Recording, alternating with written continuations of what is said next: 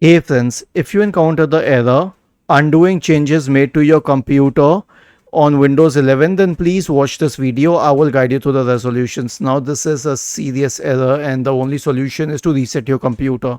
So first of all, since you are stuck, post restart your computer, press the power button for long till it shuts down your computer and then turn it on once again.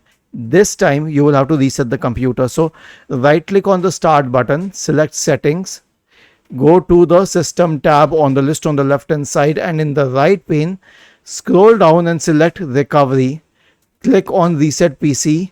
Now there's an option to remove everything or keep my files. You can choose either of them, okay, as per your requirements. But at the next stage you will have to select cloud download, not local reinstall. You will have to select cloud download and you will have to reinstall your system using the cloud download method.